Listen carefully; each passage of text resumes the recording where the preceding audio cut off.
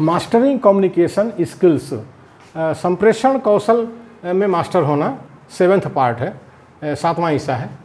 All such TA transactions are categorised into 3 types, complementary, uncomplementary और crossed transactions and hidden transactions.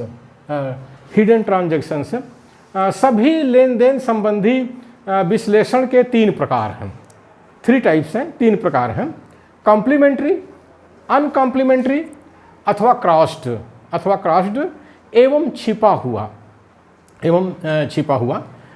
ये 3 हैं। Complementary एक है, second है अनकॉम्प्लीमेंट्री अथवा क्रॉस्ड, ये है। थर्ड है छिपा हुआ, हिडन, इसको कहते हैं hidden. Complementary transactions take place when the conversation proceeds smoothly with expected response emanating. इसका मतलब होता है कॉम्प्लीमेंट्री ट्रांजैक्शन वो है जिसमें बातचीत बहुत सौहार्दपूर्ण वातावरण में होता है और जिस प्रत्युत्तर की अपेक्षा होती है, यानी फीडबैक की अपेक्षा होती है, वो निकलती भी है, उसमें से निकलती भी है।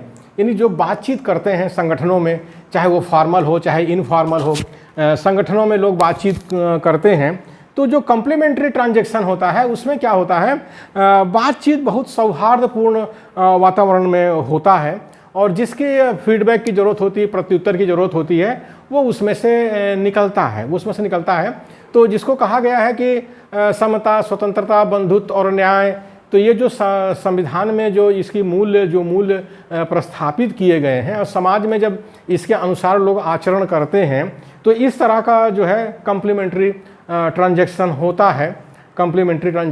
है और ये इनफॉर्मल संगठनों के लिए बहुत ज़रूरी है।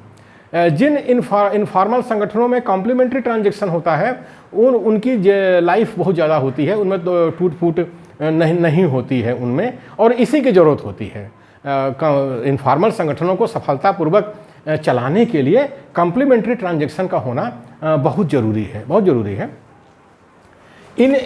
In a crossed transaction, there is an unexpected response leading to a breakdown in communication. Crossed transaction में वो प्रत्युत्तर मिलता है जिसकी आपको अपेक्षा नहीं होती है। परिणाम स्वरूप संप्रेषण बीच में ही टूट जाता है।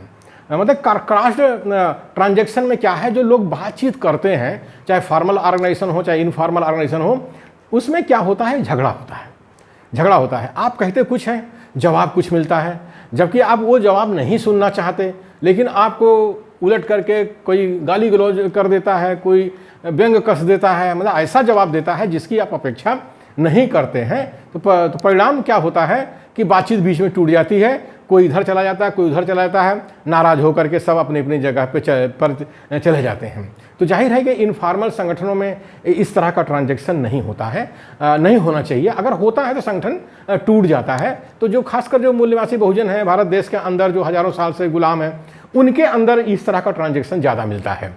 यानी क्रॉस्ड ट्रांजैक्शन या अनकॉम्प्लीमेंट्री ट्रांजैक्शन ज़्यादा मिलता है और वो संगठन टूट जाते हैं। इसीलिए इस समाज के लोगों का कहने को मूल्यवासी बहुजन है, 90% आबादी है भारत देश की, SC ST OBC माइनॉरिटी का समाज है, 7000 जातियों का समाज है, लेकिन क्रॉस्ड ट्रांजैक्शन की वजह से इनका कोई अखिल भारतीय संगठन नहीं बन पाता है। कारण उसका यही है। Uncomplementary transaction is not very smooth. मतलब इसका ये होता है कि जो क्रॉस्ड ट्रांजैक्शन है, अनकॉम्प्लीमेंट्री ट्रांजैक्शन है, बहुत सौहार्दपूर्ण नहीं होता है, क्योंकि इसमें अपेक्षित प्रत्युत्तर भी नहीं मिलता है। तो इसे बताया कि ज़्यादातर मूल्यवासी बहुजनों में होता है और ख़ास करके जो इनफॉर्मल संगठन जो बनाते हैं इस समाज के लोग, उनमें ज़्यादा होता है और इसी वजह से टूट फूट हो जाती है। कारण उसका ये है, in a hidden transaction real responses are conveyed through facial expressions और other actions and the words expressed do not convey the real meaning. छुपे हुए ट्रांजैक्शन में छुपे हुए ट्रांजैक्शन में सही प्रत्युत्तर चेहरे के हाव भाव से अथवा दूसरी क्रियाओं से मिलता है। शब्दों के द्वारा सही अर्थ संप्रेषित नहीं होता है। शब्दों के द्वारा सही अर्थ संप्रेषित नहीं होता है। कहने का मतलब है कि छुपा हुआ ट्रांजैक्शन जो है ये ज़्यादातर शैतान प्रजाति के लोग करते हैं, जिनके अंदर शैतानियत भरी होती है, बदमाशी भरी होती है। तो वो कहते कुछ हैं लेकिन चेहरे का हाव भाव या दूसरे जो क्रिया उनके शरीर का है वो बॉडी लैंग्वेज कुछ और होती है। शब्द कुछ और निकल रहे हैं मुंह से, लेकिन बॉडी लैंग्वेज कुछ और होती है। इसी में जो है साम दान दंड भेद आता है। जो शैतानों की जो नीति है, 4 नीति, साम दान दंड भेद, और उनके जो 4 हथियार हैं, शंख पद्म गदा चक्र, सब इसी में निकल करके आते हैं। यानी जो साम नीति है, साम नीति क्या है? अवसरवाद है। यानी ऐसा शब्द बोलते हैं कि आपको खूब मीठी बातें करते रहते हैं और अवसर की ताक में रहते हैं, कब उनको मौका मिले और आपका जो है कत्ल कर दें या आपको ठग लें या आपको ऐसे गड्ढे में गिरा दें कि आप निकल न सकें। ये होता है हमारे मूल निवासी बहुजन के जो नेता हैं, सुप्रीमो नेता हैं, उनके साथ ये लागू हो रहा है और वो जेल जा रहे हैं, कोई जेल जाने की तैयारी कर रहा है। इसी तरह से दान नीति है। दान नीति में क्या करते हैं? वो अपनी लड़कियों की शादी कर देते हैं हमारे सुप्रीमो नेताओं के साथ, सुप्रीमो जो अधिकारी हैं उनके साथ कर देते हैं। दंड मतलब कि वो धमकी देते हैं, आपको हड़काते हैं अपना काम कराने के लिए, आपके ऊपर बल प्रयोग भी करते हैं, दबाव डालते हैं। हमारे सुप्रीमो नेता दबाव में आ जाते हैं। साम नीति में भी आ जाते हैं, दान नीति में और दंड नीति में भी आ जाते हैं। और उसके बाद भेद नीति है। भेद नीति मतलब कि जाति धर्म भाषा क्षेत्र के नाम पर लोगों को वो जो है तोड़ फोड़ करते हैं, लड़ाते हैं, झगड़ाते हैं, उनके अंदर गलत बातों का प्रचार करते हैं। तो ये साम दान दंड भेद जो नीति है वो इसी छुपे हुए ट्रांजैक्शन में आता है।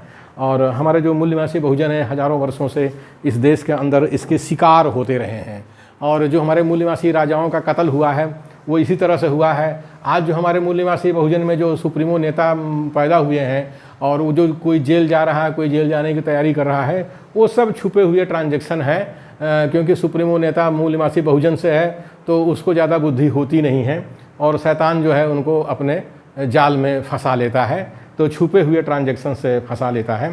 तो मेरा ख्याल है कि ये जो ट्रांजैक्शनल जो एनालिसिस है, ये जो ट्रांजैक्शंस होते हैं 3 तरह के, इसको हम लोगों को अच्छी तरह से जानना चाहिए।